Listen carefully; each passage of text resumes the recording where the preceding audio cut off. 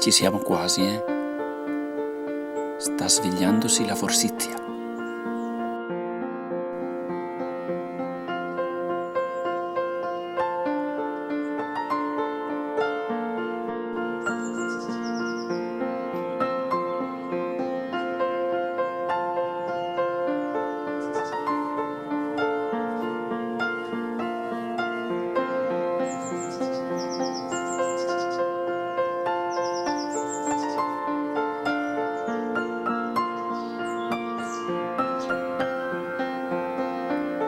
Buongiorno e benvenuti nel piccolo giardino di Bonfestino. Oggi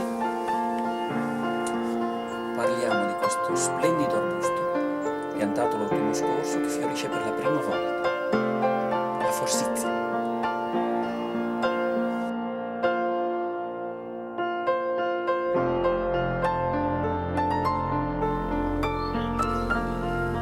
Tra i tanti pregi della forsizia è la grande resistenza agli inverni e alle basse temperature, il portamento, come vedete, eretto, elegante, e la grande resistenza alle malattie e ai parassiti. Una pianta assolutamente da coltivare, anche se d'estate, d'autunno, è meglio che stia appartata, esatto, qui è in mezzo a una siepe, perché non regala particolare interesse. A primavera però è spettacolare.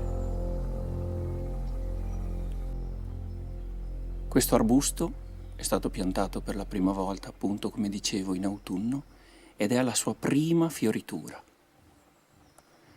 È un arbusto che cresce su tutti i tipi di terreni, non ha particolari esigenze, è molto rustico come temperatura. E prima delle foglie emette questi bellissimi fiori gialli. Viene ricoperta completamente la pianta di questi fiori gialli. È una pianta molto facile da gestire, molto facile da riprodurre, per talea soprattutto. Non ha esigenze particolari se non nel primo periodo dopo l'impianto, che va innaffiata regolarmente. Dopo si accontenta delle piogge, a meno che non ci siano periodi prolungati di siccità, durante i quali ha bisogno di essere aiutata.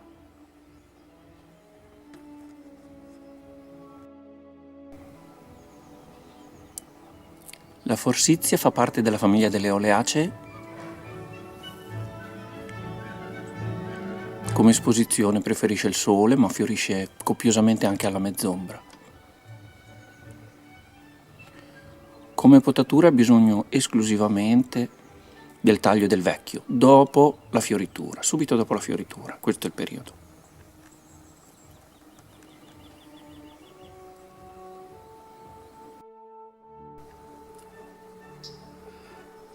Le specie sono tante di forsizia.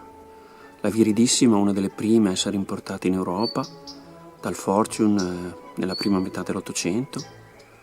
L'intermedia, che è questa qui, la giraldiana, la suspensa. Ci sono diverse alternative, anche se l'intermedia è la più facile da trovare sul mercato.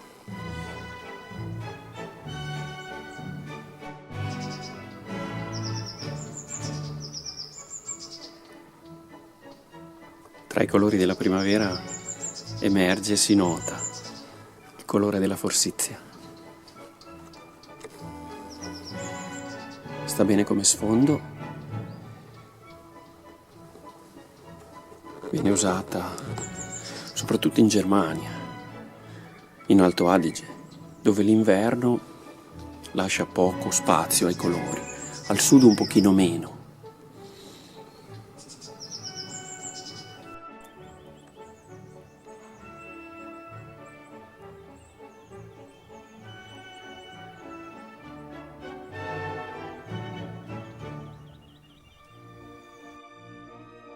L'arbusto è a foglia caduca,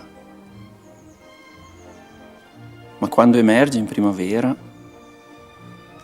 si nota, soprattutto se lo sfondo è uno sfondo appunto invernale con poca vegetazione. Qui c'è una siepe ma comunque il giallo dei suoi fiori si nota molto bene.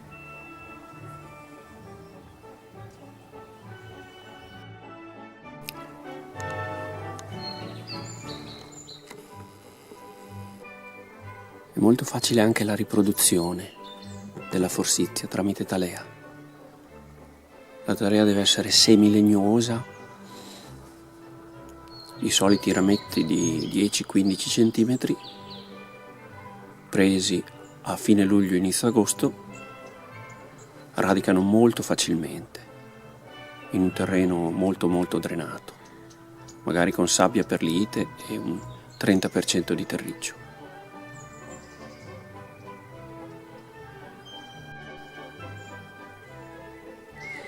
Nonostante questa pianta sia dedicata a William Forsythe, e quindi uno dei fondatori della Royal Horticultural Society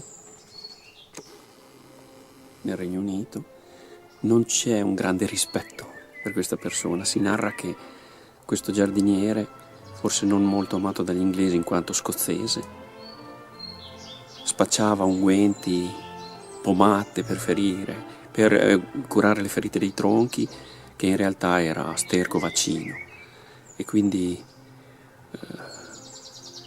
alcuni inglesi non ne serbano un grande rispetto.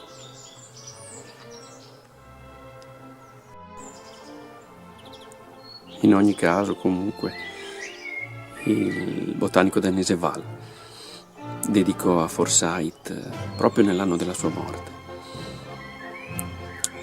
questa pianta e gli diede il nome. Da William Forsythe, la forsythia, pianta meravigliosa a primavera.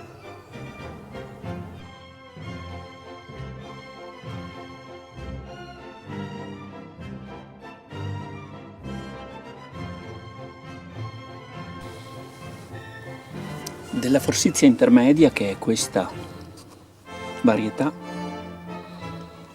il Pizzetti, grande botanico ed esperto conoscitore di piante, rami giallo oliva a midollo staccato, di solito compatto ai nodi, foglie solitamente da ovato-lanceolate ad allungato-lanceolate, a volte tripartite nei rami più lunghi, seghettate, lunghe 5-10 cm. I fiori sono solitamente a gruppi di 2-3, muniti di un lungo peduncolo giallo scuro. La varietà Spectabilis è un arbusto eretto a rami leggermente arcuati, fiori più scuri di quelli della densiflora, lunghi fino a 2 cm, spesso a gruppi di 5 o 6. Rifiorisce, a volte, in autunno. Secondo il Bailey è la varietà più bella in coltura, se potata subito dopo la fioritura.